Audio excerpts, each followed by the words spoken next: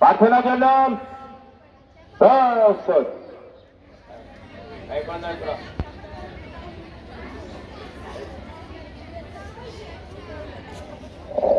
أعوذ بالله من الشيطان الرجيم بسم الله الرحمن الرحيم إنا أعطيناك الكوثر فصل لربك وانهر إن شانئك هو الأبتر صدق الله العظيم জওয়ান ছিলেন সাবধান হবেন, সাবধান।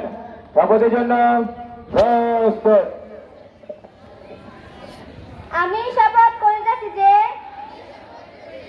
মানুষের সেবায় সর্বদা নিজেকে নিয়োজিত রাখিব, দেশের প্রতি অনুগত থাকিব, দেশের একতা ও সংহতি বজায় রাখিবার জন্য আমি সর্বদা সচেষ্ট থাকিব। হে মহান সৃষ্টিকর্তা, আমাকে শক্তি দিন, আমি যেন বাংলাদেশকে একটি শক্তিশালী ও বৈষম্যহীন রাষ্ট্র হিসেবে গড়িয়ে তুলতে পারি। আমিন।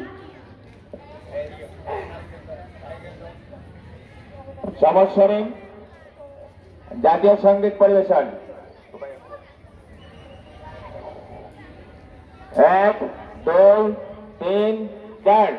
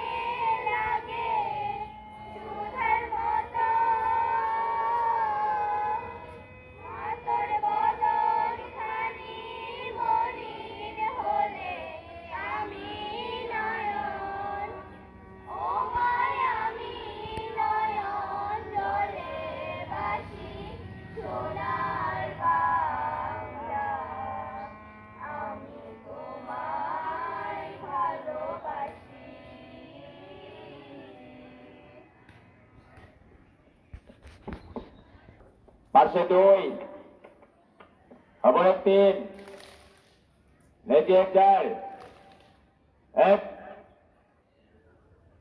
2 3 4 1 2 3 4 1 2 3 4 সমাবেশ ধন্যবাদ। সমাবেশ লাইন, প্রত্যেকটি ছেলেদের লাইনগুলো একেবারে সাপের মতো আঁকা বাঁকা। প্রথম শর্ত লাইনে এসে লাইনগুলো সোজা করে দাঁড়াতে হবে। লাইন যেন সোজা হয়, আমার স্যারদের দৃষ্টি আকর্ষণ করছি, আপনারা প্রতিদিনই একটু লাইনগুলি যাতে সোজা হয় সেদিকে একটু দিক নির্দেশনা দিবেন। ইতিমধ্যে তোমরা বার্ষিক পরীক্ষা এবং নির্বাচনী পরীক্ষার প্রোগ্রাম পেয়েছ। 20 তারিখ থেকে পরীক্ষা শুরু হবে। তোমাদেরকে আমরা নোটিশ দিয়েছি কয়েকবার বকেয়া বেতন পরিশোধ করার জন্য। পরিশোধ করে স্ব শ্রেণী শিক্ষকের কাছ থেকে প্রবেশপত্র সংগ্রহ করবে।